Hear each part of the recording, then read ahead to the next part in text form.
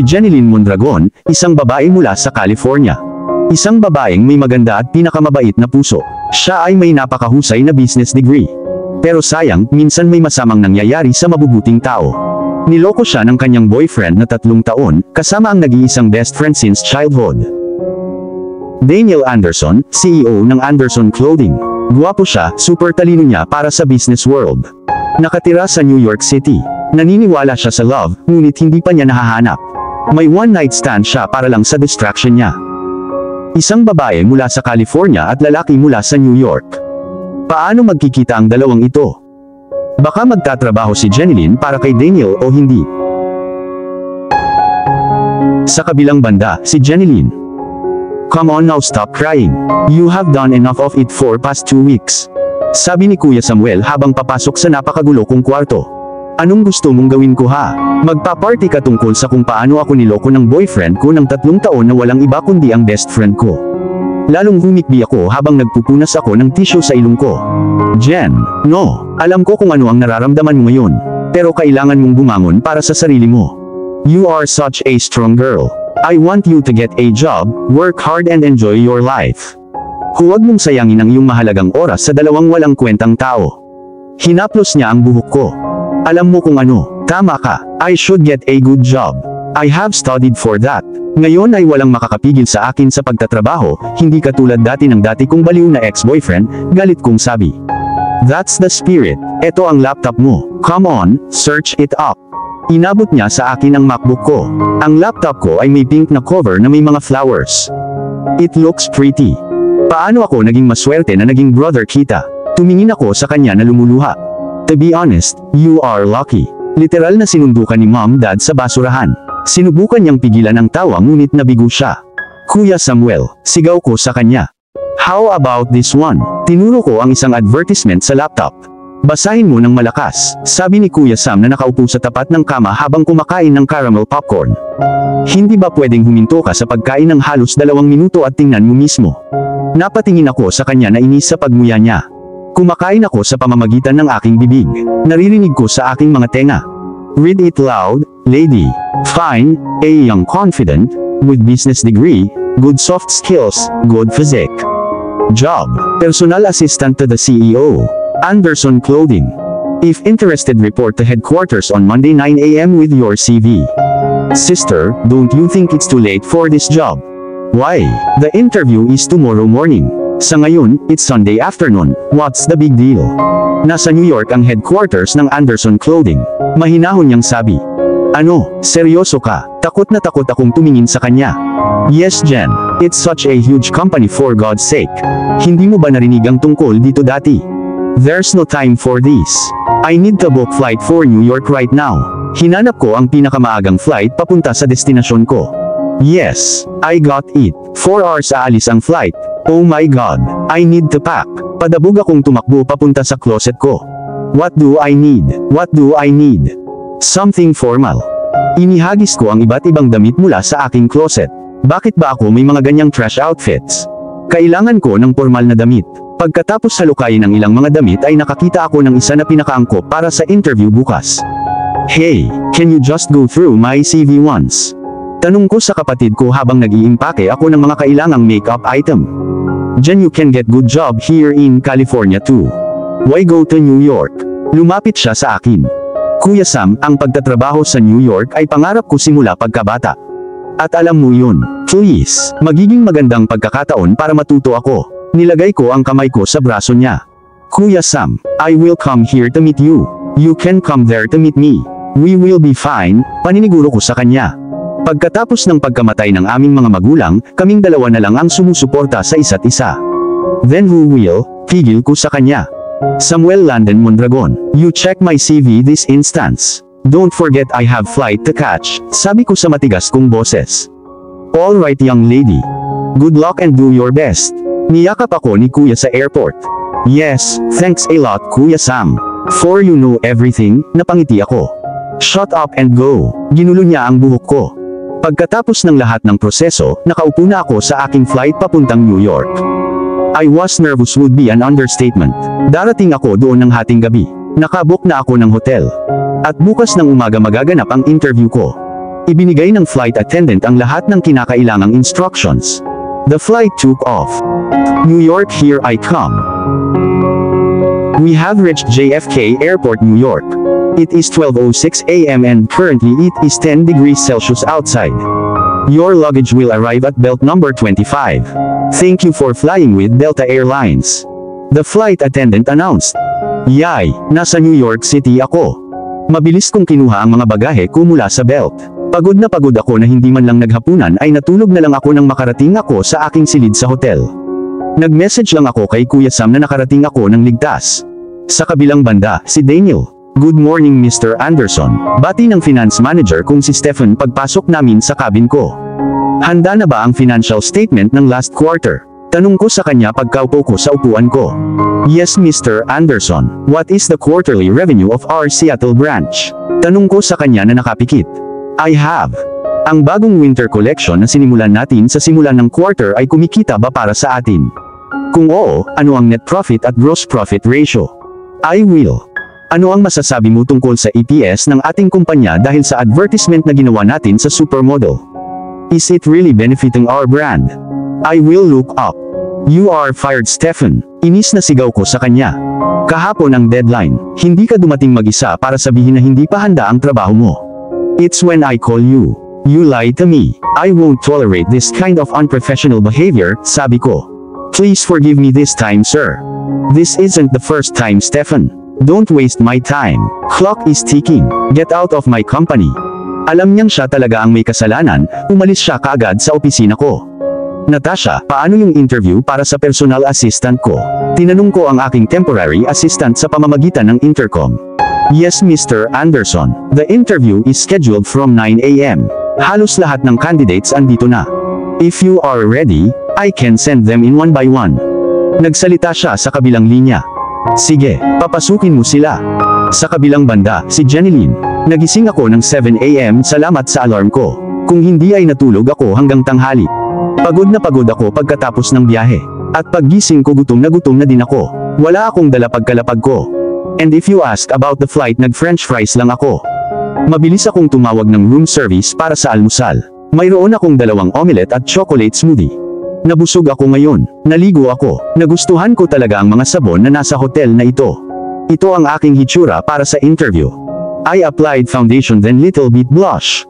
Para sa mata, ginawa ko ang mascara. Pagkatapos ay kailangan kong maglagay ng eyeliner.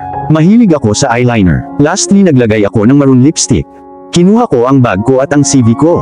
At handa na ako para sa aking interview. Naglagay ako ng sign of clean the room sa labas ng kwarto ko.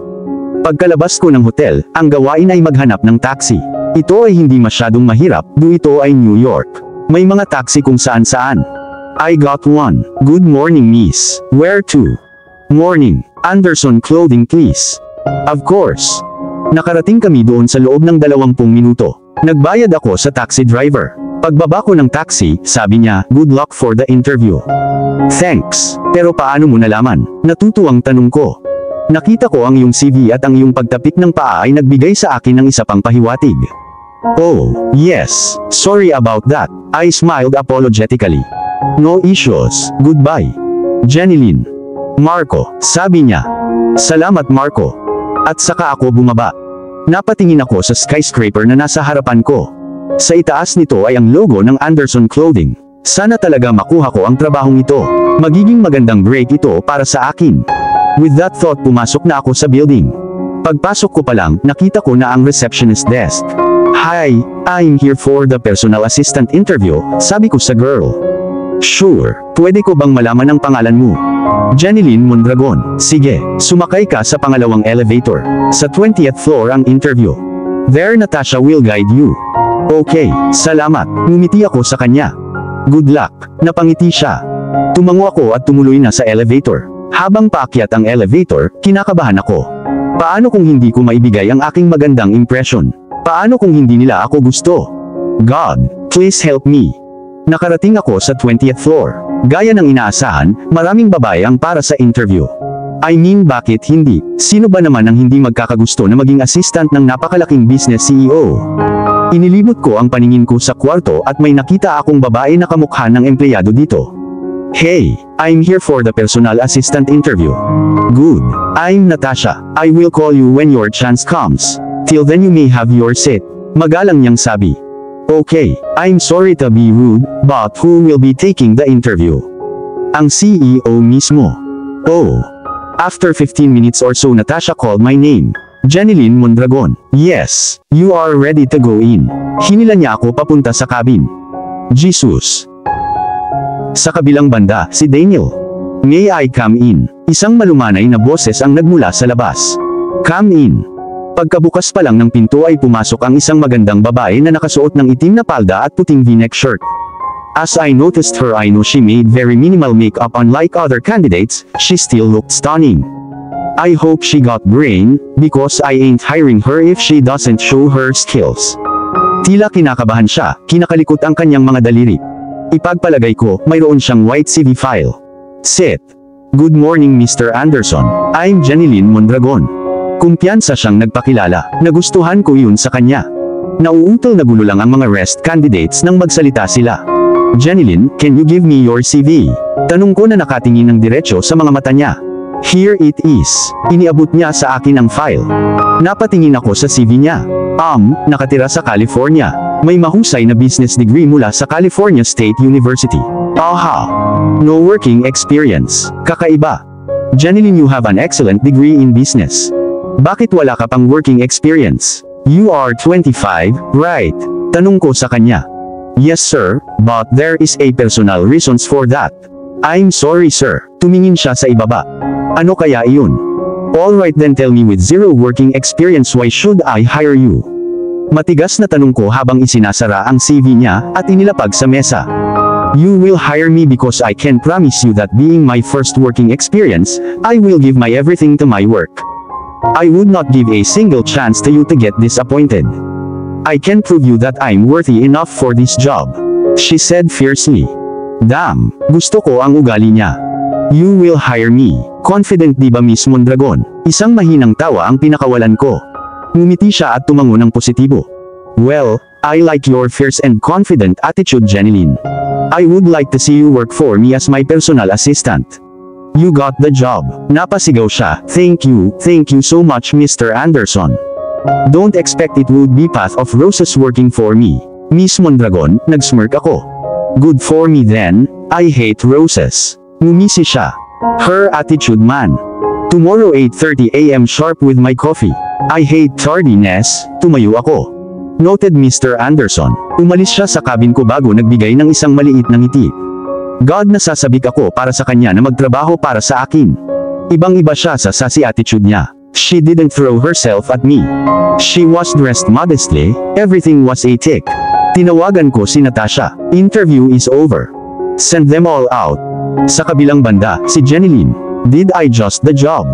Hindi ako makapaniwala. Oh my God, I got the job. Kailangan kong tawagan si Kuya Sam. Kailangan kong tawagan si Kuya Sam. Kinuha ko ang cellphone ko, dinial ko ang number ni Kuya Sam. Morning Jen. Kuya Sam, you won't believe what happened. Napasigaw ako. You met Gigi Hadid. What, Gigi? Seriously right now? No, I got the job as the personal assistant at the Anderson Clothing. What? Oh my goodness. Congratulations Jen. Kailan ka mag-join? Siya ay masaya. From tomorrow, kinakabahan kong sabi. Pero saan ka titira? You had the hotel reservation just for today. Yes I know. I still have to figure it out. I would like some clothes too. Sa weekend malamang babalik ako para kunin lahat ng bagahe ko. But the staying problem exists. Teka, naalala mo si Carter, yung close friend ko nung college? Tanong niya. Yes of course I remember. I even had a little crush on him. What about him? He lives in New York. You can stay with him for the time you get a apartment. Iminungkahi niya. Sigurado ka ba? I mean you two have lost contact in this couple of years. Don't worry, I will call him and I will let you know by lunch. Okay, sure, bye. Thank you Carter, it means a lot, sabi ko sa kanya pagkapasok ko sa apartment niya. Ito ay isang 2 bedroom na apartment na sapat para sa amin. Carter, well nagbago na siya for sure.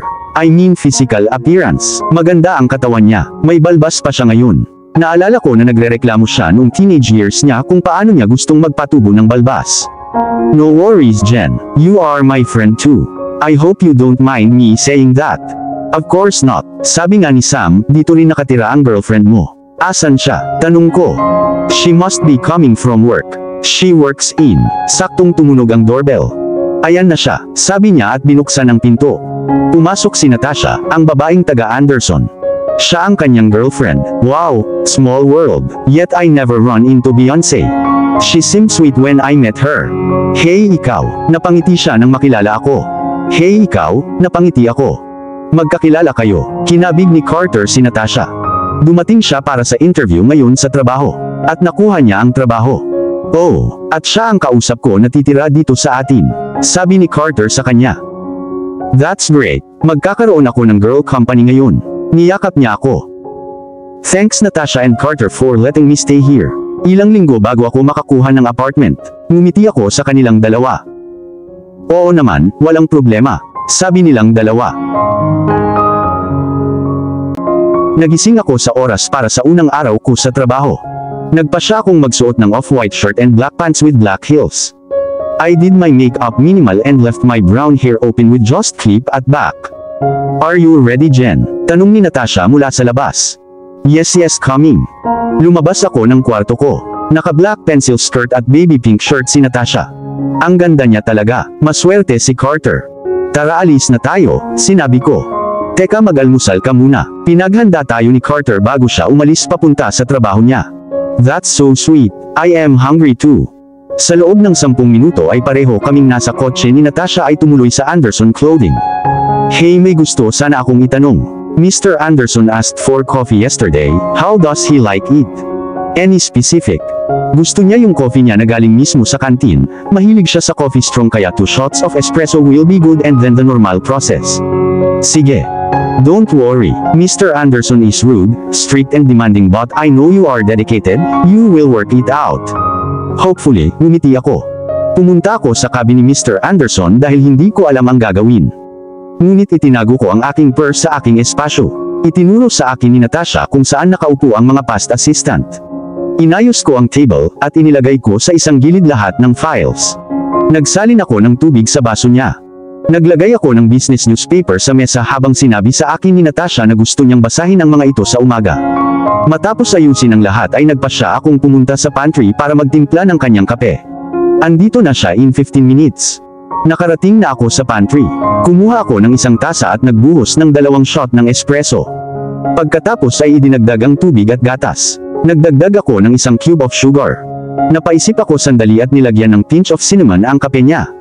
Ginagawa ng aking ina ang kape na ito. At ito ang paborito ko noon. Sana magustuhan niya. Pumasok ako sa cabin niya at inilagay ang mug sa isang coaster. Pipili na sana ako ng dyaryo para basahin ang isang bagay nang bumulaga sa akin ng isang malalim na boses. Early errant we Miss Mondragon. Lumingon ako, God you scared me. Nilagay ko ang isang kamay ko sa dibdib ko. I didn't plan to, sabi ni Mr. Anderson at lumapit sa akin. He seriously looked so handsome. Paanong ang isang tao ay napakagwapo? Nakasuot siya ng blue coat and pant with very light blue shirt. Good morning Mr. Anderson, ngumiti ako. Morning. Napatingin siya sa mesa na nakaayos na lahat. Napangisi siya nang makita ito. I assume you asked Natasha about everything. Umupo siya sa upuan niya. Yes, I did. Here is your coffee. And here are all the business newspaper na gusto mong tingnan. Humigop siya ng kape niya. Nagbago ang ekspresyon ng mukha niya. God Jen, bakit nilagyan mo ng cinnamon ang kape sa unang araw? Hindi ka nag-e-experiment sa unang araw, stupid lady. Sino ang gumawa ng kape na ito? Nagsalita siya. Ha, napabulong ako. Narinig mong mabuti ang tanong Jeneline. Ginawa ko. Ayan nasabi ko na. May kakaiba dito. Oo, nagdagdag ako ng isang pinch ng cinnamon powder. Ang nanay ko ang nagtitimpla ng ganyang kape para sa akin noon. Gusto ko noon. Pero I'm sorry na binago ko ang daily coffee routine mo. I will go and just make another normal one for you Mr. Anderson. Sabi ko at nagsimulang lumabas ng cabin nang pigilan niya ako. Jeneline, medyo sumigaw siya. Yes, lumingon ako. Nagustuhan ko. Sa katunayan, gusto kong gumawa ka ng parehong kape araw-araw para sa akin ngayon. Binigyan niya ako ng maliit na ngiti. Talaga, salamat kung ganoon. Nagkibit balikat ako. What would you like me to do today? Tanong ko sa pinaka-formal na tono. For today, go through each file of our competitors, debtors, creditors. I know you can't mug up all that. But remember the main ones. Second, send bouquet of yellow roses to Miss Marie Suarez, saying do not contact me from this moment. Otherwise consequences will be worst. Third, I am the chief guest for New York University post-graduation ceremony. Just recheck my speech for it, my PR must have already emailed it. That's it for now, sabi niya sabay buntong hininga. Oh my goodness. Alright Mr. Anderson. At umalis ako sa kanyang cabin para gawin ang mga gawaing sinabi niya sa akin. Get to work Jen. It's been a month working for Mr. Anderson. Gaya ng sinabi niya, it wasn't a path of roses. Nagbabago ang mood niya na parang segundo sa orasan. Isang bagay na natutunan ko sa kanya ay mabait siya kapag mabait ka sa kanya. Ngunit honey kung dumating ka sa kanyang masamang panig, he is fucking worst. I'm not joking. Kung ako ang tatanungin mo nagawa ko pa rin hanggang ngayon na hindi pa niya ako nasisigawan. I mean one time sinigawan niya ako, pero hindi ko naman kasalanan.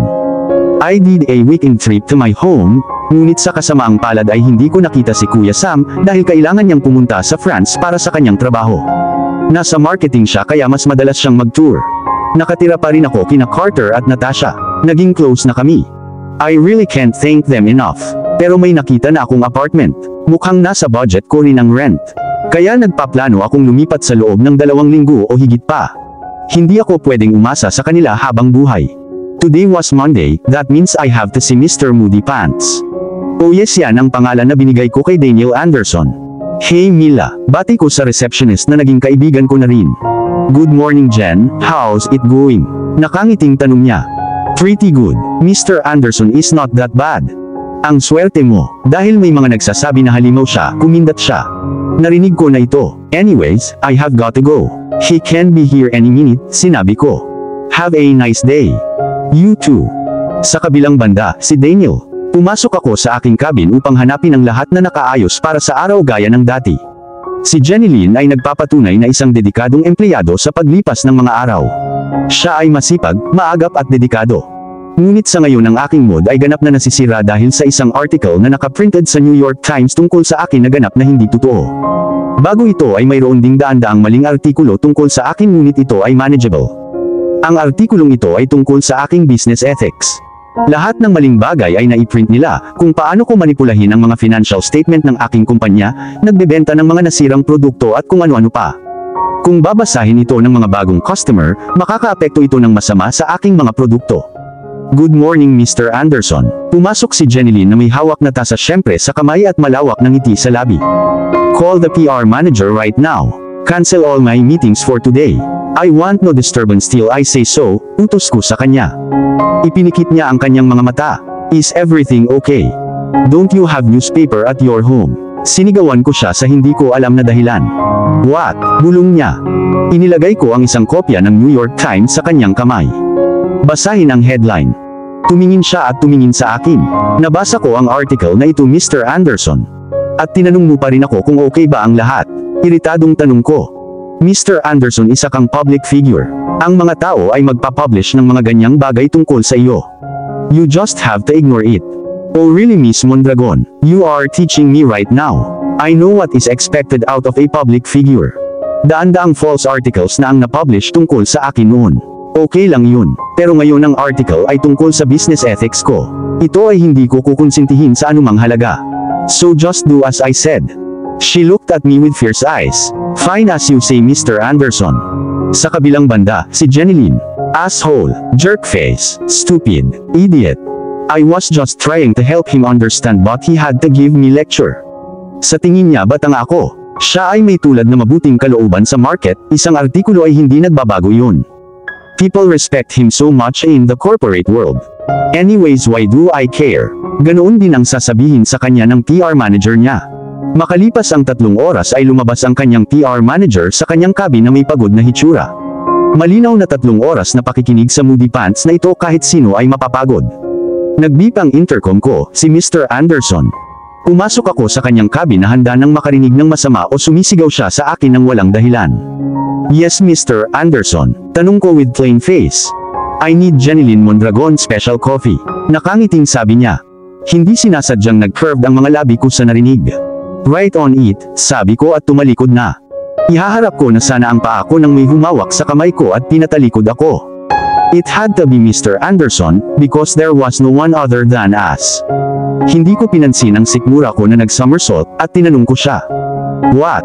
I'm sorry kung nasigawan kita kanina nang walang dahilan. Sa sinabi niyang iyon ay mas hinigpitan niya ang pagkakahawak sa kamay ko. And I swear my stomach had a party of butterflies. Oh my God, magical ang haplos niya. Calm down Jen, calm down. You are apologizing. Tanong ko habang nanlalaki ang mata. Yes I am I forgiven? Humakbang siya pasulong. Nakatayo kami ng napakalapit para sa isang boss at personal assistant. Yes you are forgiven, sabi ko at itinulak siya ng konti para makahinga.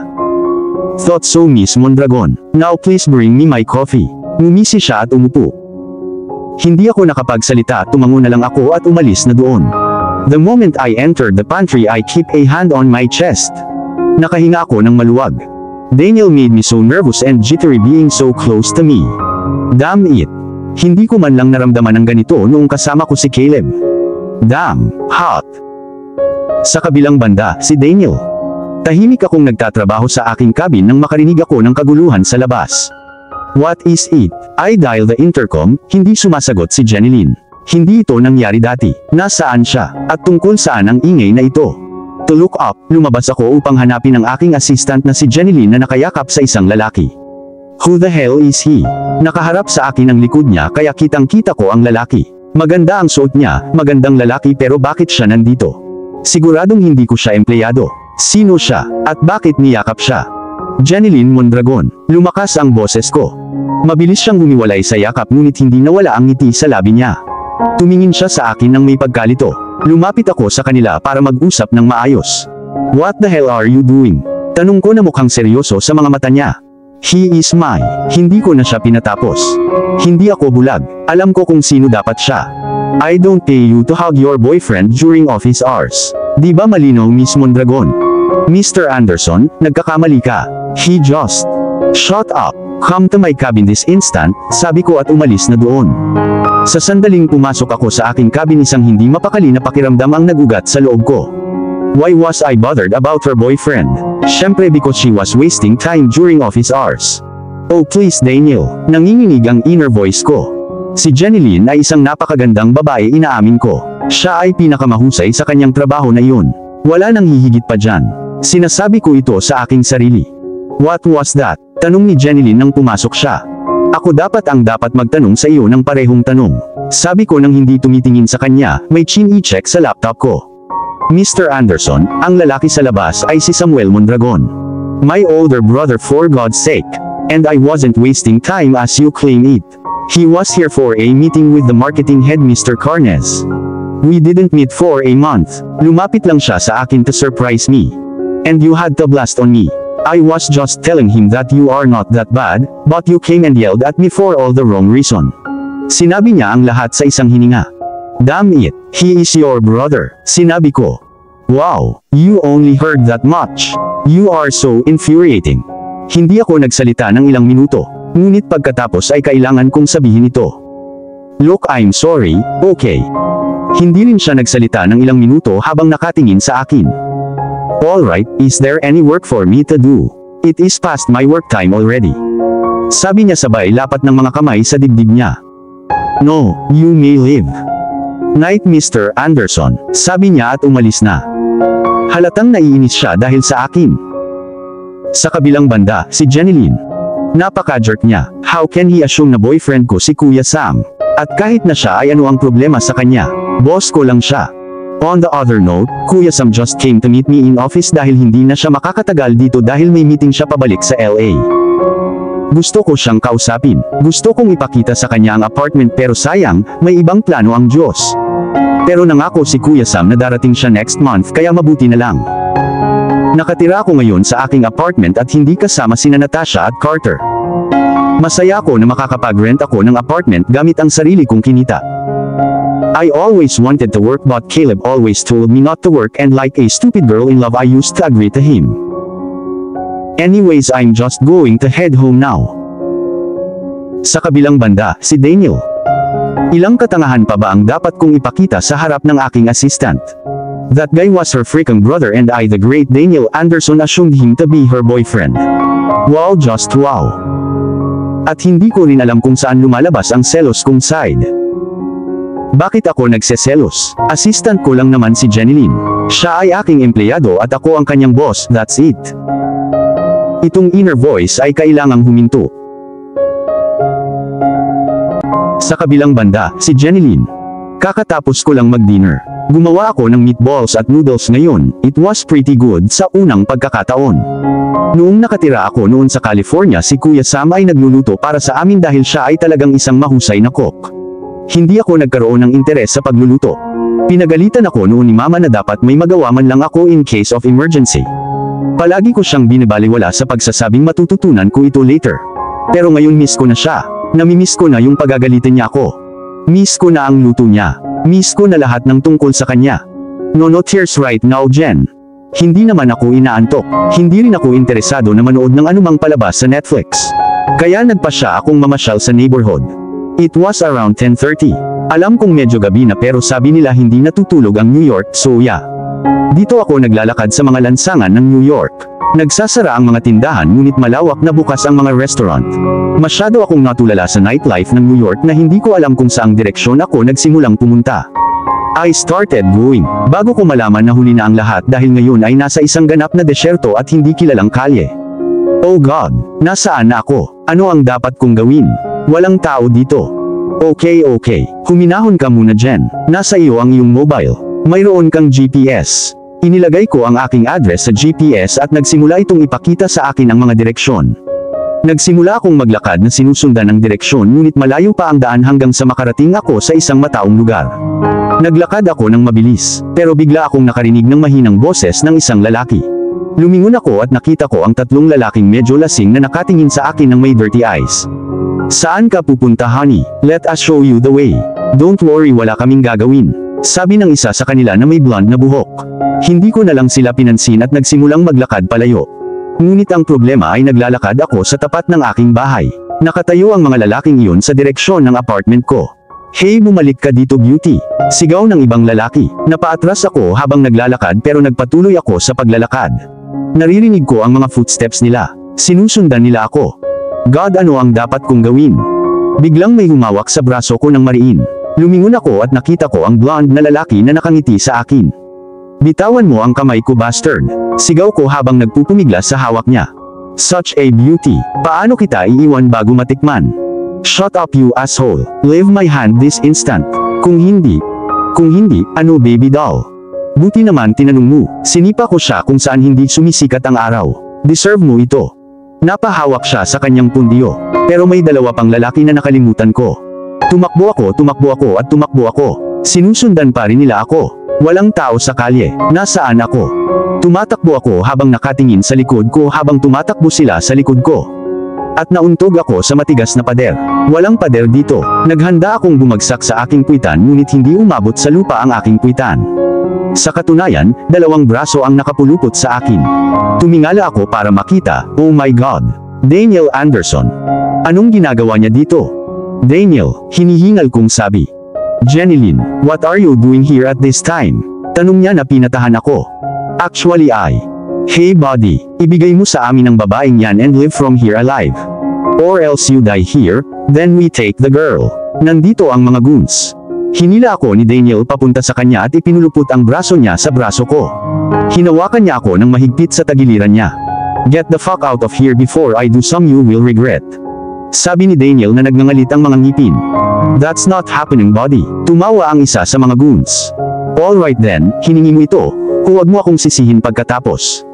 Tumingin sa akin si Daniel at tumango. Suntok, sipa, smash, sipa, suntok. Ang dalawang goons ay nakahiga sa footpath na mapanganib na nasugatan.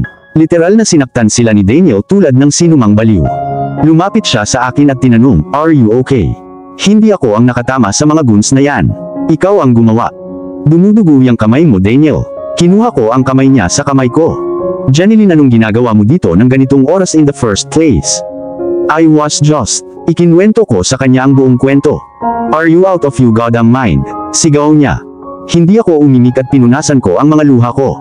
Bakit niya ako sinisigawan? Salamat Mr. Anderson sa pagligtas sa akin. I will take your leave now, sabi ko at nagsimulang maglakad palayo sa kanya. Jeneline, tinawag niya ako, pero hindi ko pinansin. Jeneline, hinawakan niya ang wrist ko at hinila ako sa dibdib niya. Itinapat ko ang aking mga kamay sa kanyang dibdib bilang suporta.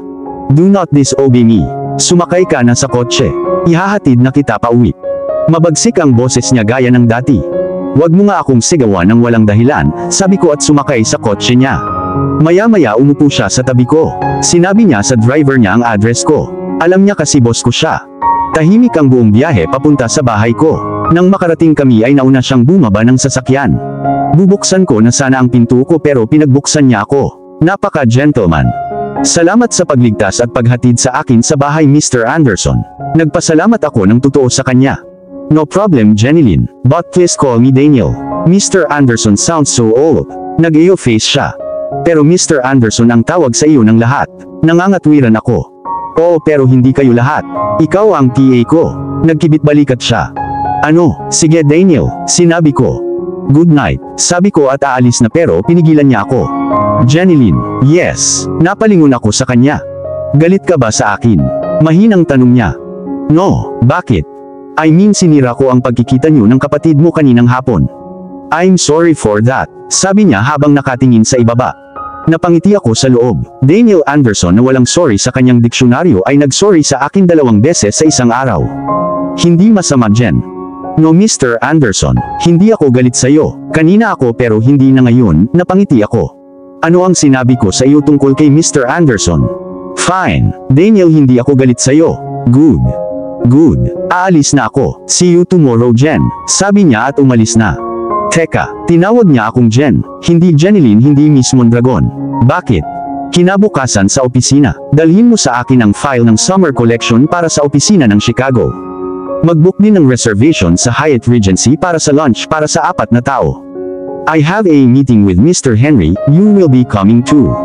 Sabihin mo kay Mr. Lewis na makipagkita sa akin at 4 dito, kasama ang sales structure ng ating bagong trouser collection. Wika ni Daniel nang hindi tumitingin sa akin at may tinatype sa laptop niya. Bumuntong hininga ako at nagtanong, okay, anything else Mr. Anderson? I'm sorry, hindi pa ako sanay. Masanay ka na Jen, ngumisi siya. Or else what? I will fire you. Nagkibit balikat siya. Alam kong hindi mo kaya, at hindi mo magagawa. Jen, tiningnan niya ako nang may babala. Ngayon ano, tatawagan niya akong Jen. Pigilan ko ba siya? O okay lang na Jen ang tawag niya sa akin? Oo simula ngayon Jen ang itatawag ko sa iyo. At hindi mo ako dapat pigilan. Dahil gusto ko, nag-smirk na naman siya. God sabi ko ng malakas. Malakas mo pa ring sinasabi. Fine, I will get to work. Bumuntong hininga ako at lumabas ng cabin. Pupunta kami ngayon sa lunch meeting sa Hyatt, obviously it 5-star hotel iyon. Ano ang inaasahan mo kay Daniel? Oo ngayon Daniel din ang tawag ko sa kanya. Kakaiba ang pakiramdam pero inutusan niya lang ako ng kahit ano. Nandito na po tayo Mr. Anderson, si Mason, anunsyo ng driver ni Daniel. Pinagbuksan kaming dalawa ni Mason ng pinto. Hindi na kailangang pagbuksan ako ng pinto. Ako ay isang empleyado lamang. Ngunit nagustuhan ko ang maliit na espesyal na serbisyong natanggap ko. Nagpasalamat kami sa kanya at tumuloy na sa lounge. Binati kami ng manager at tinanggap kami. Magkatabi kaming nakaupo habang ang tapat na sopa para kay Mr. Lewis at sa kanyang sekretarya. Kausapin mo siya kapag kailangan talaga, sabi ni Daniel na nakatingin sa menu. At pwede ko bang itanong kung bakit? Hindi siya mabuting tao. Too many personal dirty stories. Kung ganoon, why are you doing business with him? Naguguluhang tanong ko. Magaling siya sa business. Simple, nagkibit balikat siya. Napailing na lang ako. On the queue, dumating si Mr. Lewis kasama ang kanyang sekretarya. Siya ay isang lalaki sa kanyang kalagitnaan ng 50s, very fit though. Mayroon siyang malaking puting balbas. Masyadong mahalay ang suot ng kanyang sekretarya para sa aking pagkakaintindi. She looked in her early 20s. Good afternoon Anderson, sabi ni Mr. Lewis na may mapangasar na mukha. Afternoon Mr. Lewis. Daniel was no less. Who might be this beautiful lady? Tumingin siya sa akin na may purong pagnanasa sa kanyang mga mata. Naiinis ako. She is my secretary Jeneline Mondragon. Pinakilala ako ni Daniel. Ngumisi si Mr. Lewis at inilahad ang kanyang kamay para makipagkamay. Ayaw ko sanang makipagkamay pero ayoko din maging impolite. So just for the sake of it, sinalubong ko ang kamay ko sa kanya. Napakahigpit ng pagkakahawak niya. Umubo si Daniel para makuha ang atensyon ni Mr. Lewis at nagtagumpay siya. "Let's talk business, Mr. Lewis," sabi ni Daniel at sinenyasan ang lahat na umupo. Sa kabilang banda, si Daniel. Pagkatapos ng 2 oras na discussion, explaining, understanding, nagpa siya si Mr. Lewis na ibigay ang kanyang mga raw material para sa aking kumpanya sa pinakamababang halaga kaysa sa iba ko pang mga kakumpetensya. Hindi ko nakalimutang pansinin ang discomfort ni Jeneline. Sa tuwing sinusubukan at kausapin siya ni Mr. Lewis, sasagot siya ng walang tono. Halatang hindi niya gusto, napakadumi ng kanyang mga tingin. Dapat pala hindi ko na dinala si Jen dito. Pagkatapos ng meeting ay nag-excuse ako at tinawag ako ng aking ina. Pagbalik ko, sinabihan ni Mr. Lewis si Jen na tanggapin ang trabahong inaalok niya sa kanya, kasama na ang pagiging PA sa labas at halatang alam kung gusto niya lang matulog kasama si Jen. How dare he? Jen, ngumiti ako at ipinulupot ang braso ko sa bewang niya para hatakin siya palapit sa akin. I'm sorry, tapos na ang meeting na iyon, aalis na tayo. Napatingin ako sa kanya at nakita ko ang ginhawa sa mukha niya. We should, Daniel. Ngumiti siya pabalik sa akin. Nag-excuse si Mr. Lewis. Akala ko kailangan mo ng kaunting tulong doon, bulong ko sa tenga niya. I did, thanks. Lumingon siya sa akin. Nakatayo kami ng sobrang lapit. Mga sentimetro na lang ang layo ng mga labi namin sa isa't isa. Nakapatong ang kamay niya sa balikat ko at ang kamay ko naman ay nasa bewang niya. Nanatili kaming nakatingin sa mata ng isa't isa. Walang gustong putulin ang eye contact. Para lang sirain ang sandali, tumunog ang kanyang telepono. She excused herself at tumungo para sagutin ang telepono. And on that cue, nilapitan ako ng secretary ni Mr. Lewis. Hey Daniel, anong gagawin mo ngayong gabi? Tanong niya sa mapang-akit na tono. I'm going on a date with me. Sinagot ito ni Jen. Napatingin ako sa kanya na nagtataka. Shocked to be more precise. Nakangiti siya kay Tanya na sekretarya. Ang mukha ni Tanya ay sulit na pagmasdan. Malungkot na mukha. Shall we go, Daniel? Matamis na tanong sa akin ni Jen. Of course, Jen. Pinulupot ko ang kamay ko sa bewang niya at lumabas ng hotel. Akala ko kailangan mo ng kaunting tulong doon, panunuyan ni Jen. Haha, ginawa ko. Salamat, napangiti ako. Nakarating kami sa kumpanya nang wala sa oras. Hindi nagtagal ay naging abala na kami sa kanya-kanyang trabaho. Jen, sa cabin, intercom ko sa kanya. Sa 1 minuto ay nasa loob na siya ng aking cabin, kasama ang kanyang notepad. Alin ang paborito mong restaurant sa city? Tanong ko sa kanya. Ano? Tumingin siya pabalik. What is your? I heard it the first time. Pero bakit mo tinatanong yan?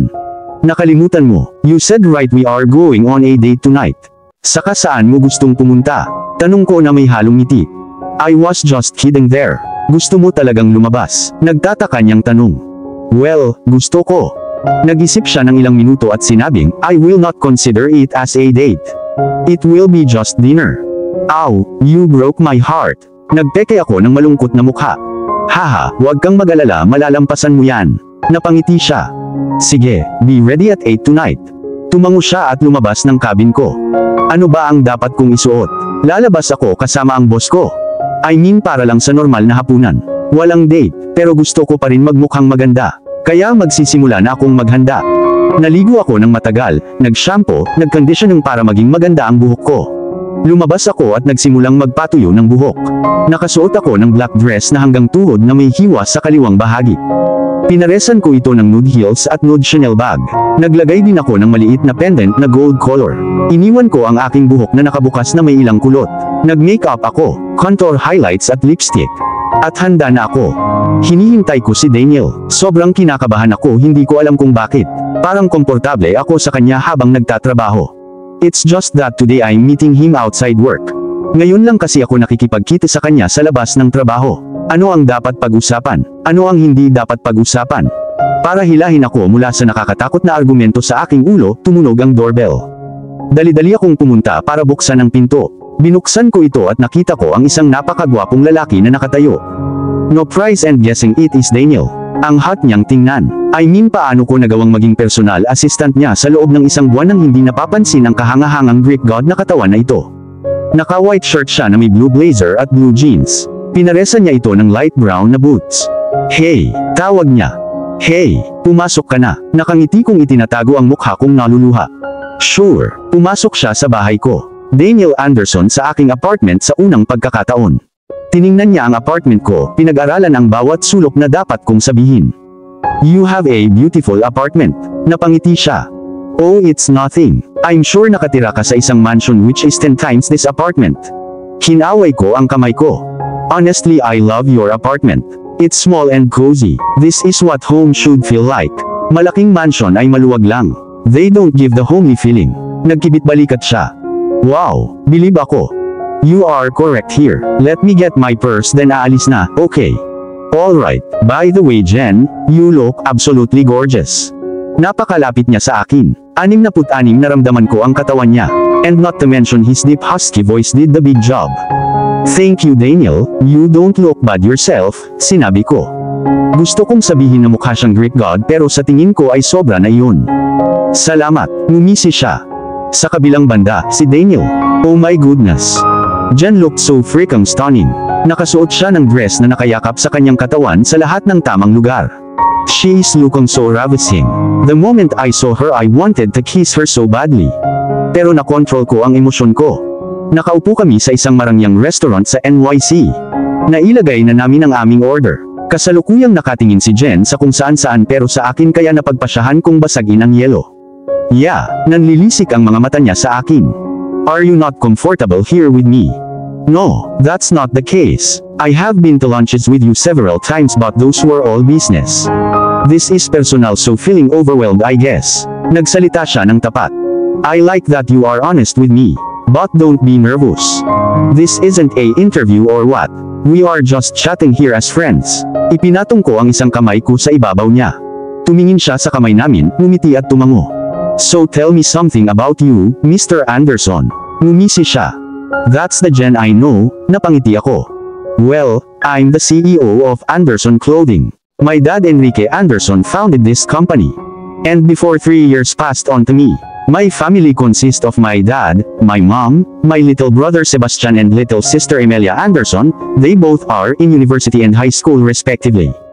Nakatingin siya sa akin na may luhang mata. Did I say something wrong? Hey, anong nangyari? Okay ka lang? Mahinang tanong ko. Pinunasan niya ang mga luha, at ngumiti. Yes, I'm good. Kaya lang namimiss ko parents ko. Namatay sila sa car accident when I was 15 and my brother was 18. Since then kaming dalawa na lang.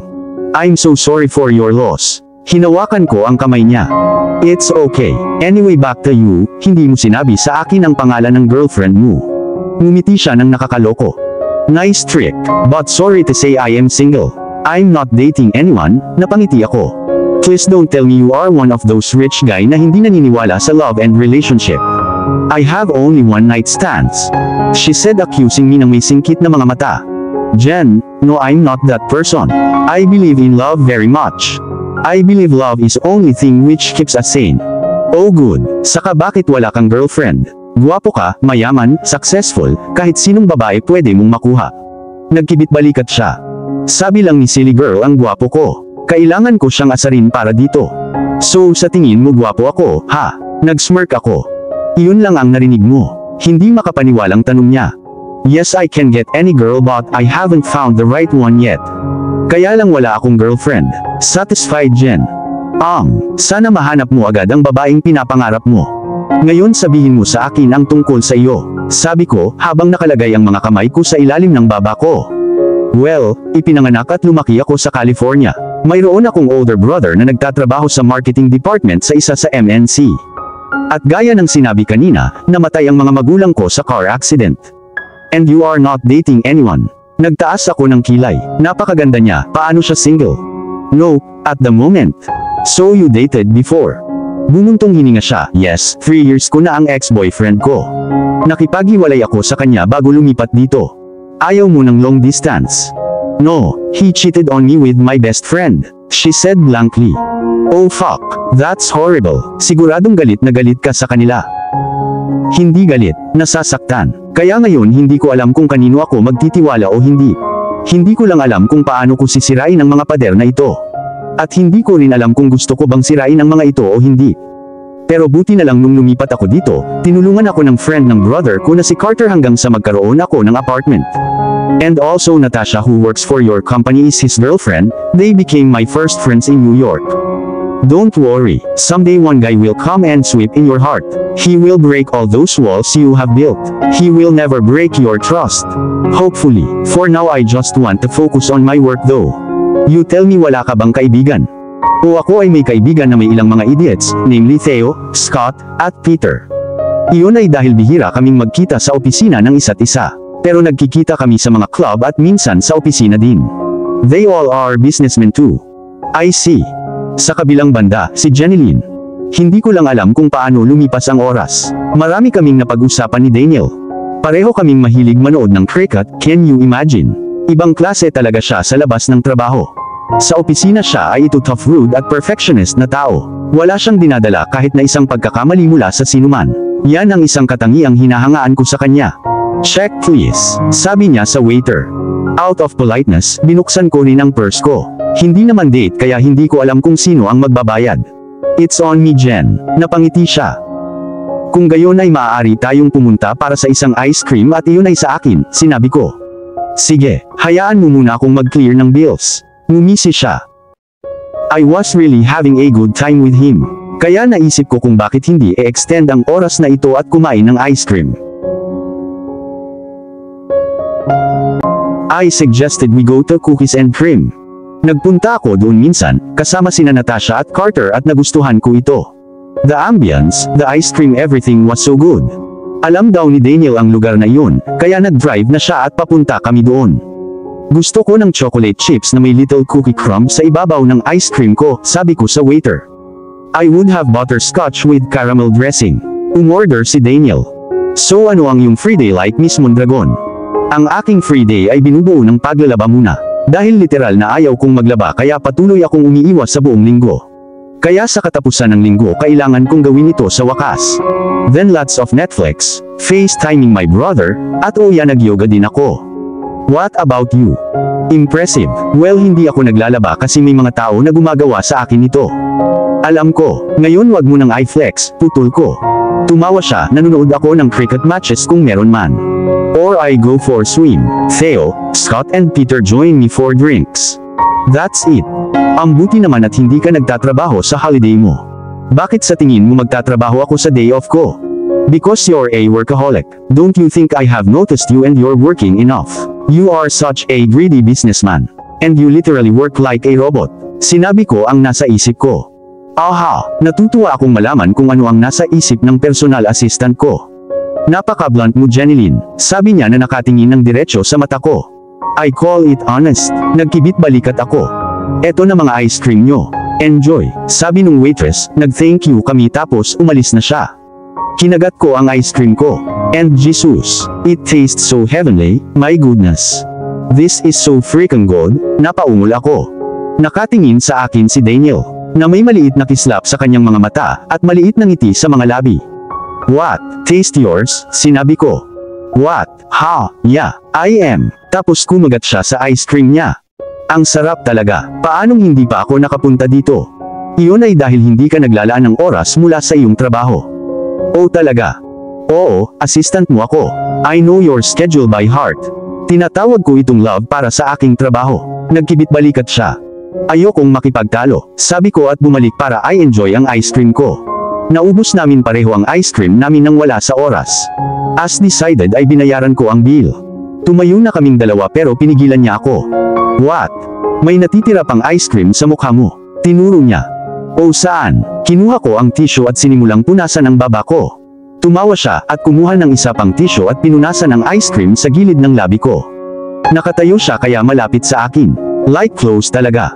Hinila ko ang kamay ko sa coat niya. Para maiwasan ang kaba ay tumingin ako sa ibaba. Ang kanyang malalim na tawa, oh to die for. Let's go, we have work tomorrow. Sabi ko at nagsimulang maglakad papunta sa kotse niya.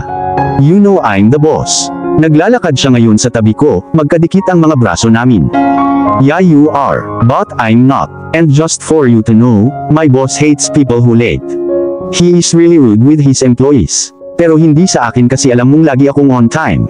I do my work efficiently. Kaya sa madaling salita, hindi ako nagbibigay ng kahit isang pagkakataon na magreklamo. Nagkibit balikat ako na may bakas ng ngiti sa labi. Nakatingin sa akin si Daniel na may ngiti sa labi tapos humagalpak siya ng tawa. Hindi ko pa siya nakitang tumawa. Dapat mas tumawa siya. Bakit ayaw niya? You are really something else, Jeneline. Tumawa siya. Ngumiti ako sa kanya, that I am. Dapat mas madalas mo yan. Gawin ang ano? Naguguluhang tanong niya. Tumawa ka. Dapat mas madalas kang tumawa. Wala siyang sinabi kundi ngumiti at tumango. Umupo na kami sa kotse niya at nagsimula na siyang magmaneho papunta sa apartment ko. Sabi mo nanunood ka rin ng cricket. Alin ang paborito mong team? Tanong ko. Australia at India. Ang mga taong ito ay nangingibabaw sa mundo ng cricket. Oh, nice choice. Ang akin ay India at England. Sabihin mo sa akin ang iyong paboritong player, tanong ni Daniel this time. Napakahirap niyan. Napakarami ko. Virat Kohli ang kapitan ng Indian cricket team, Pat Cummins mula sa Australia, Ab de Villiers mula sa South Africa, Sachin Tendulkar mula sa India at ilan pa. Ano naman sa'yo? Mahabang listahan yan, pero mahirap talagang pumili. Well, I like David Warner of Australia, then Owen Morgan from England, MS Dhoni, Rohit Sharma from India, Kane Williamson from New Zealand. Dapat tayong pumunta at manood ng laban sa stadium. Magiging masaya, dagdag pa niya. O yan ang isa sa mga nasa bucket list ko. Panunood ng laban ng cricket ng live sa stadium. Sabi ko nananaginip ako ng sandaling yun. Interesting. Ano pa ang mga nasa bucket list mo? Oh, I'm not gonna tell you. Sabi nila kapag sinabi mo ang wish mo sa isang tao, lumiliit ang chance na matupad ang wish na yun. At sinong nagsabi niyan? My grandma's driver's son's best friend's daughter's mother's sister. Okay, naiintindihan ko. Muli siyang tumawa.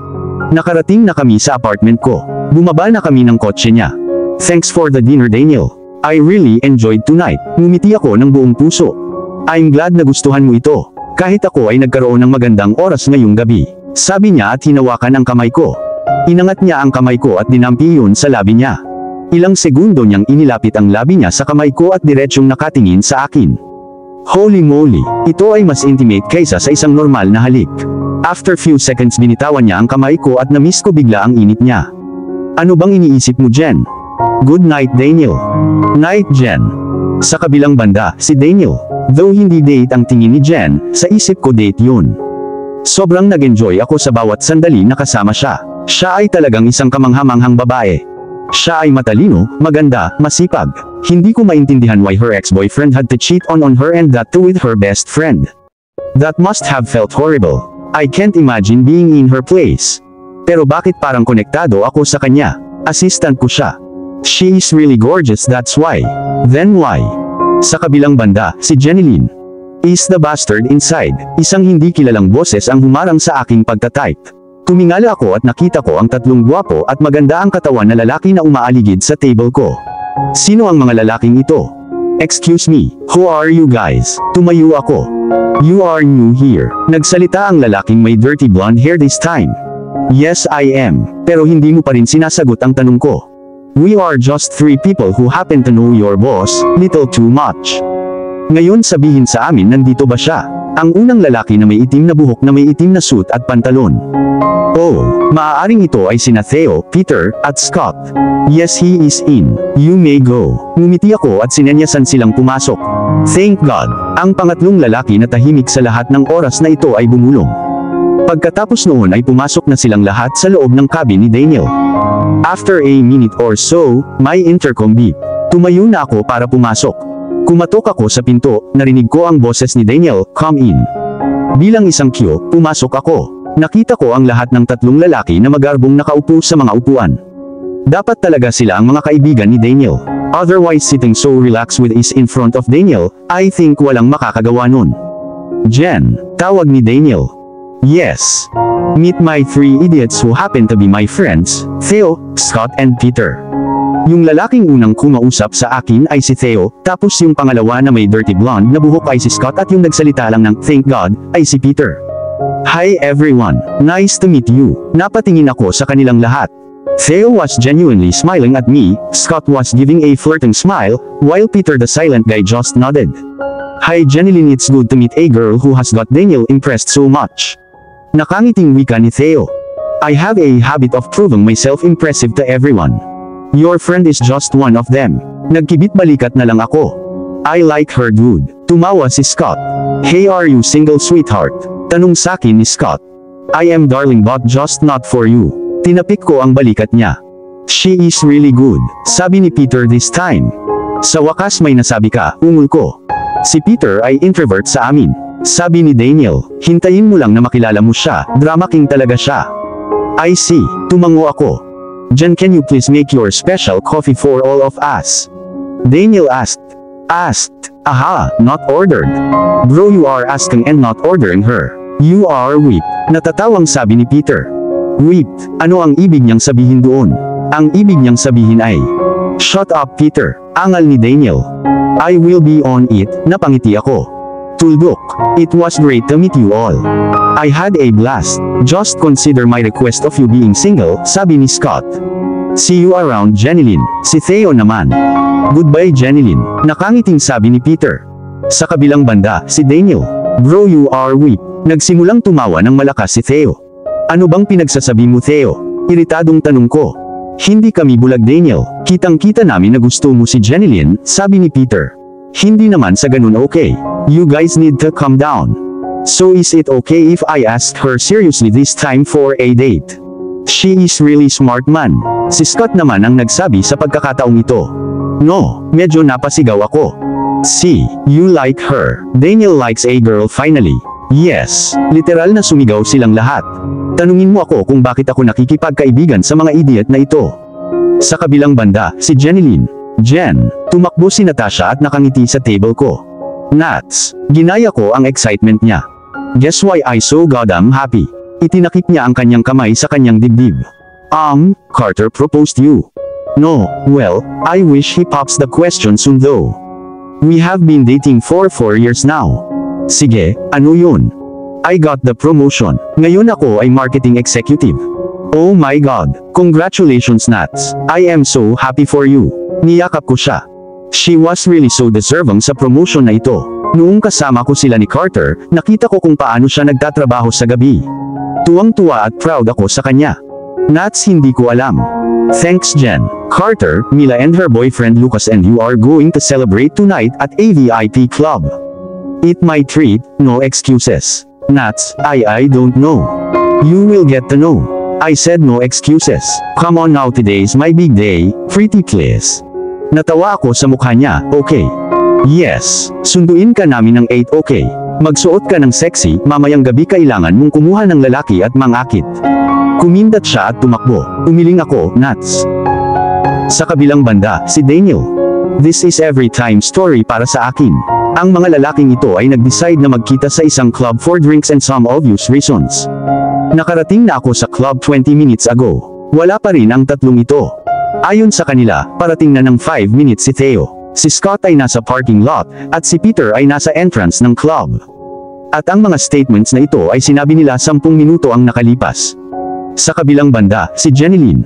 Ano ang dapat kong isuot? Ano ang dapat kong isuot? When I was dating Caleb, ilang beses na kaming nag-club, heavy drinker siya.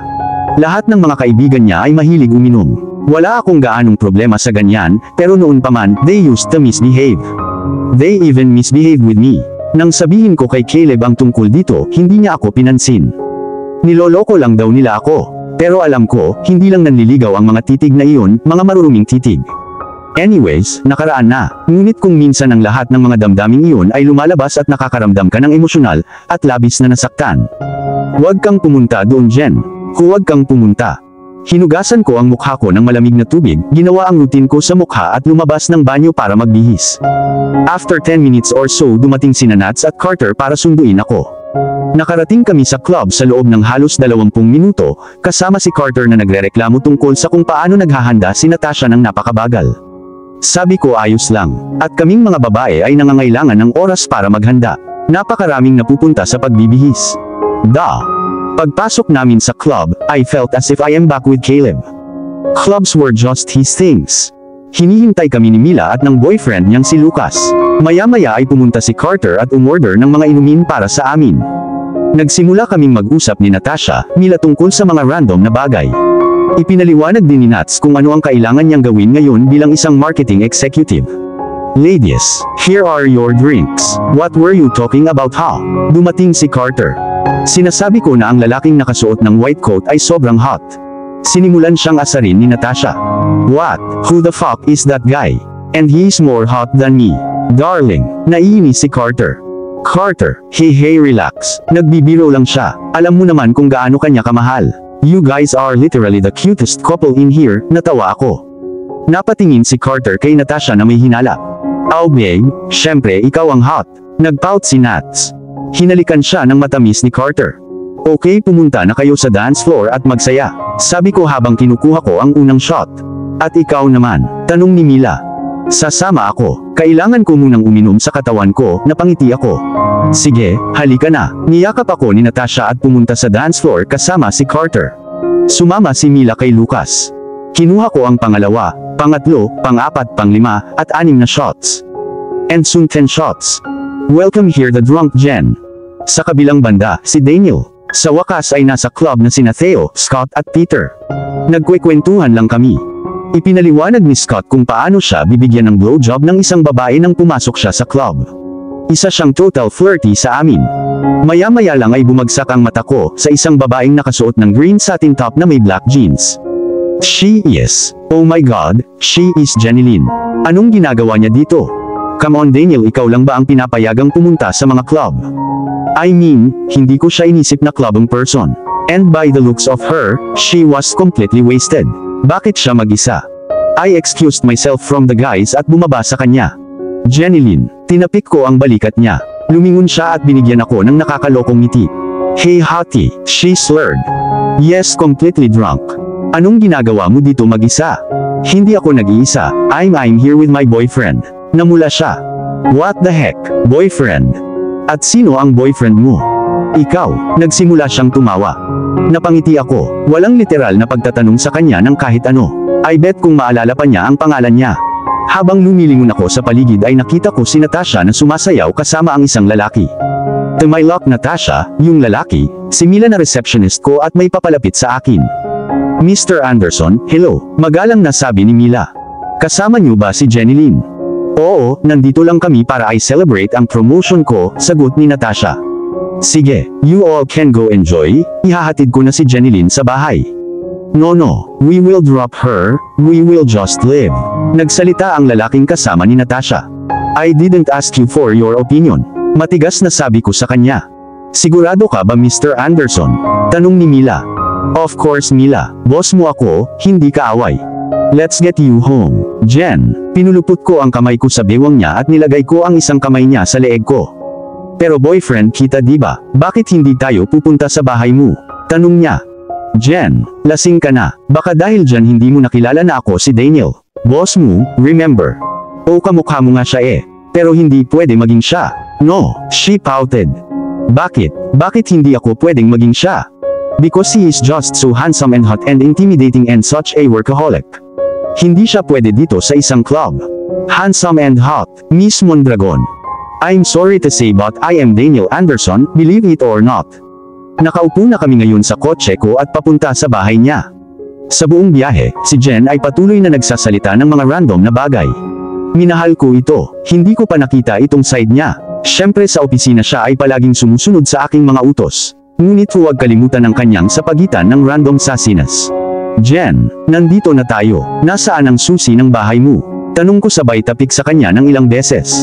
Sa coat ko, nakapikit niyang sabi. At nasaan ang iyong coat? Tanong ko na halos alam ko na kung ano ang isasagot niya. Sa club, tumawa siya. Oh boy. Hey Jen, gumising ka, nasa bahay ko na tayo. Tinapik ko ng mahina ang pisngi niya. Hayaan mo akong matulog please. Nakasubsob siya sa dibdib ko.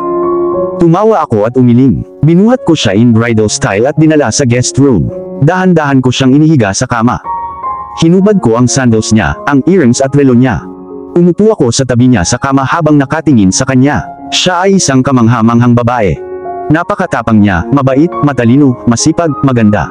Hinaplos ko ang mukha niya. Napansin kong umiiyak siya, may binubulong-bulong siya sa kanyang pagtulog. Jeneline, sinubukan ko siyang gisingin.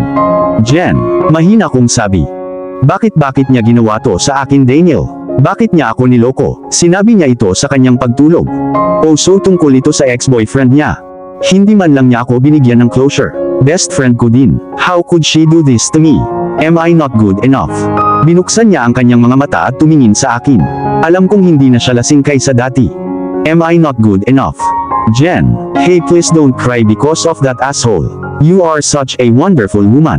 Napakaganda mo, matalino, masipag, mabait. Alam ko yan, wag mo nang iyakan yung asshole na yan at bitch friend mo. They don't deserve you at all. Hinaplos ko ang pisngi niya. You really think so? Bumulong siya. Of course I do, at alam mo kung ano pa ang iniisip ko. Ano? You deserve the world, napangiti ako. And I am going to give you that. Thank you really. Alam kong tinutukoy niya ang kaninang part. Good night, kailangan mong magpahinga. I took one last glance at her at aalis na sana nang hawakan ni Jenilyn ang wrist ko. Please stay, bulong niya.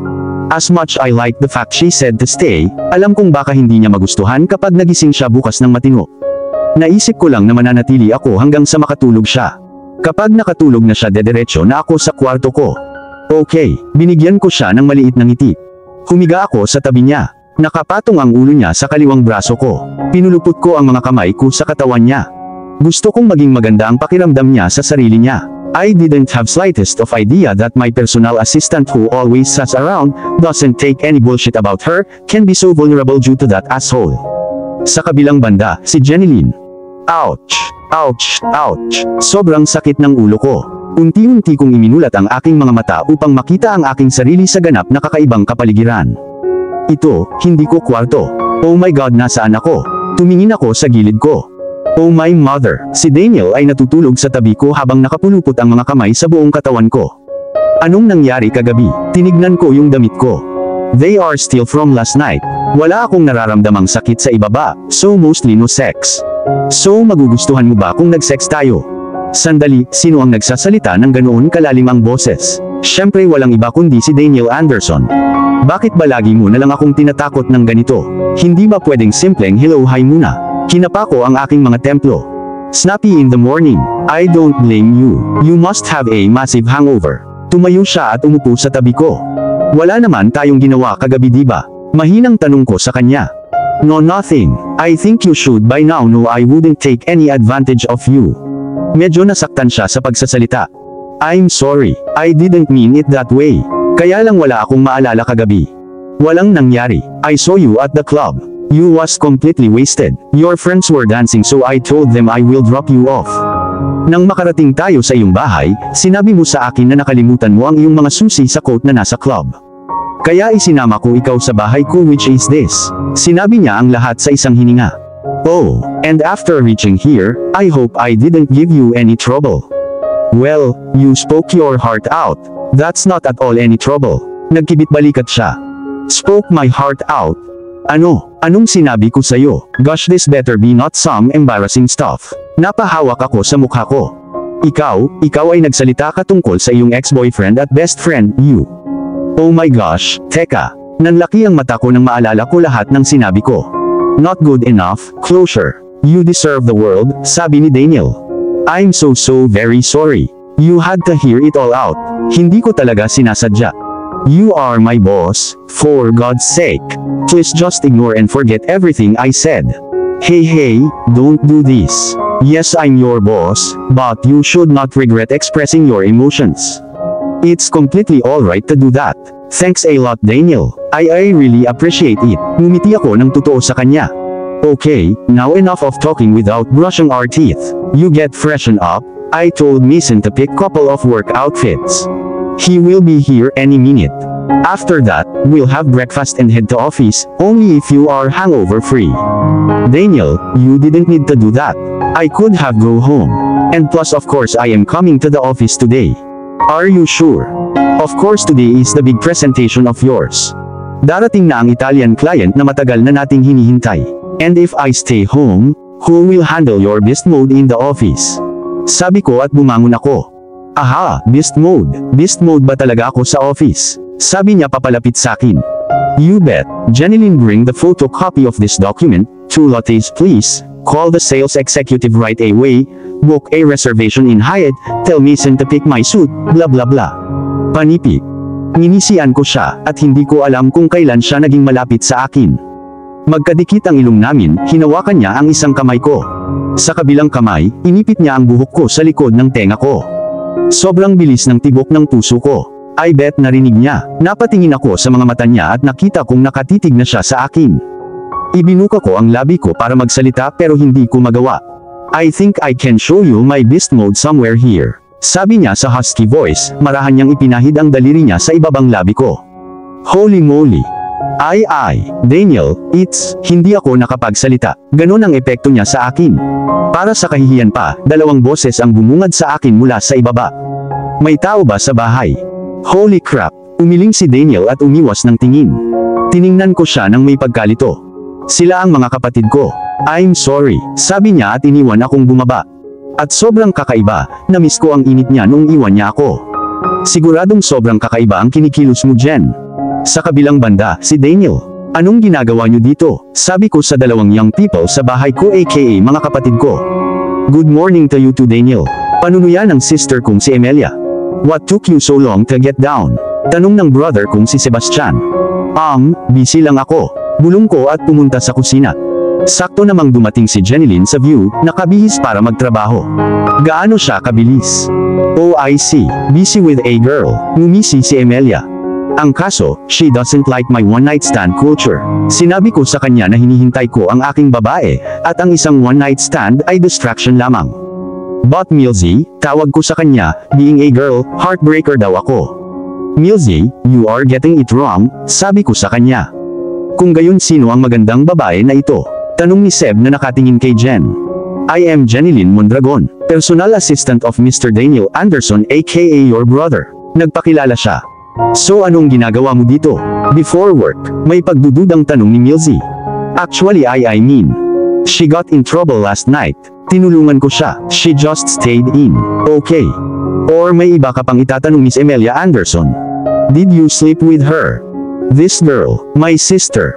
No, Emilia, stop it. Tinaasan ko ng kaunti ang boses ko. Karaniwang hindi ko ginagawa iyon sa mga taong ito. Okay, I'm sorry. I'm sorry, Jeneline. Sadyang may habit itong asshole na ito sleeping with random girls. Isang mahinang tawa ang pinakawalan ni Jen. That's okay. Being his assistant, I actually do know about this habit. Sabi niya na binigyan ako ng mapanuksong ngiti. Ano ba itong babaeng ito? Nakilala niya ang aking mga kaibigan na sobrang bastos sa sinumang babae na ipinakilala ko sa kanila, ngunit sa kanya ay nagiging sobrang palakaibigan. Yung kapatid ko na ayaw sa kahit sinong babae na sinasabi ko sa kanya, nakikipagkaibigan sa kanya. You are lit girl, we are going to be such good friends. Binigyan ni Milzy ng high-five si Jen. Jeneline, I might introduce myself as this Lucius brother, Sebastian Anderson. Pero mas gusto ko kapag Seb ang tawag sa akin ng mga tao. Ano bang meron sa dalawang ito? Una tinawag akong asshole tapos douche. Wow! Ang ganda ng vocabulary mo para sa kapatid mo na napapansin ko. Mapaglarong hinampas ko sila sa ulo nila. Nagtawanan lang silang dalawa. Well, it's nice to meet you, Seb. Ngumiti si Jen. Likewise, sagot ni Seb. Now you there, mister. Provide us with some breakfast. We are getting late for school and university, utos sakin ni Milzy. Are you really younger, sister? Why are you so bossy? And no, I'm not giving you with any food. For your kindest information, sinunog ko ang kusina habang nagluluto noong high school ako. I'm hungry, angal ni Seb. Me too, CEO sa napakalaking grupo ng mga kumpanya at hindi marunong magluto. Tumango si Milzy. Remind me kung bakit ko siya masyadong ini-spoil. Milzy, you are such a... Hahampasin ko na sana siya nang una nang pigilan ako ng boses ni Jen. If you guys don't mind, I can cook for you. Mahinang sabi niya. Marunong ka bang magluto? Nanlaki ang mga mata ni Emilia sa pag-asa. Iilan lang ang natutunan ko sa nanay ko. Pero sigurado akong magugustuhan mo. Salamat, Jeneline, sabi ni Sebastian. Jen, you don't need to do this. I'm sure kayang-kaya nitong mga idiot sa school at uni nila. Sabi ko ayoko siyang istorbohin. No, Daniel, it's completely alright. Maybe you can take this as a thanks for last night, sweet niyang sabi. At ang sabi ng nanay ko dati, ang almusal ang pinakamahalagang pagkain sa araw na ito. Hindi mo dapat palampasin ito kahit anong mangyari. I wouldn't take it as a thanks, but fine, you can cook. I will be on it. Sa kabilang banda, si Jeneline. Ready na ang breakfast, guys. Sigaw ko mula sa kusina. Wow, para akong nanay. Coming, narinig ko ang tatlong boses. Habang nagluluto ako ng almusal ay naghanda na si Daniel para sa trabaho. Nagpalipas din siya ng oras sa pakikipag-usap sa kanyang mga kapatid. Napansin kong wala siyang masyadong oras mula sa trabaho para makasama ang kanyang pamilya. Mula ngayon sisiguraduhin kong makakakuha siya ng hindi bababa sa isang araw o kalahati para makasama ang kanyang pamilya at mga kaibigan. Medyo narinig ko ang usapan nila. Kadalasan ay nagtatalo sila tungkol sa isang bagay na hindi ko sigurado. Pero alam kong brothers versus Emilia. She sounded sweet but witty girl. Parang gentleman si Sebastian, mature na parang kapatid niya. Anong almusal natin? Tanong ni Seb nang makaupo na silang lahat sa mesa. Gumawa ako ng burritos, bacon at eggs at ilang strawberry smoothie. Inilagay ko lahat sa mesa. Oh my God, parang nakakatokso ang lahat, bulalas ni Emilia. Unang kagat ng burrito si Daniel, kinabahan ako mula sa loob.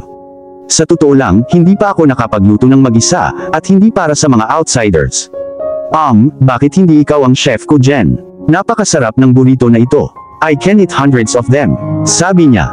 OMG, salamat talaga, umisi ako sa kanya.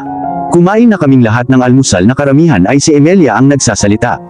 Parehong nagustuhan ni Seb ang almusal. I'm really glad nagustuhan nila ito. Jeneline, you have got to explain my brother. He is just being completely paranoid. Sabi ni Emilia sabay lagay ng kamay sa kanyang balakang habang tinatapos namin ang aming almusal. It's just a date, Daniel. You are sure overreacting, sabi ko. Siya 17. I went on my first date when I was 15. Okay fine, just a dinner date lang, no going to his place at hindi siya dapat pumunta sa place natin. Yaya, sagot ni Milzy. Ngayon dapat na tayong umalis medyo late na tayo. Jeneline, maraming salamat sa masarap na almusal. Sabi ni Seb sa pagkuha ng kanyang bag. Salamat Seb, ngumiti si Jen. Jeneline, please be in touch. I will drop by the company sometime soon, to meet you and to trouble my lovely brother. Niyakap ako ni Milzy at pinaningkitan si Daniel. Bye Daniel, take care. Nag-bro hug sina Seb at Daniel. Ngayon kahit sabihin mo lahat ng masama tungkol sa akin, I still remain your brother. Are you going to give me a hug or what? Tanong ni Daniel kay Milzy. As much as you annoy me, your hugs are still the best. Humagikgik si Milzy at niyakap siya. Sa kabilang banda, si Daniel. Nakita kong nakatingin sa amin si Jen na may matamis na ngiti, marahil ay hinahangaan kami at namimiss ang brother niya. Dapat ko siyang bigyan ng bakasyon para makapunta siya sa California para makita ang brother niya. Pagkaalis ng mga kapatid ko, nilingon ko si Jen para magpasalamat, but she beat me to eat. Say anything but thank you. I think I have had enough thank you for my whole life. Jen, you are really different. Napakamot ako sa aking templo. Let's leave now, super late na tayo. Nagkibit-balikat siya. Tumango ako at umalis na kami papuntang trabaho. Sa kabilang banda, si Jeneline. Jen, in my cabin now. As usual, boses ni Daniel ang narinig sa intercom ko. Bumuntong hininga ko, kinuha ko ang notepad ko, pen ko at pumunta sa cabin niya. Kinatok ko ang pinto niya, sumagot siya ng come in mula sa loob. As my clue, pumasok ako. Yes Daniel, Jen, I need you to tell Charles, my pilot, to prepare the flight for Athens. I will be flying out little late tonight. But there isn't any meeting there. Dahan-dahan akong nagsalita, ayokong manghimasok pero nagtanong pa rin ako. I do, you don't know about this meeting. Dahil walang meeting, I'm going there to meet my parents. They are there for vacation. And I really don't know the reason why they called me there. Oh, okay, so there isn't any work thing.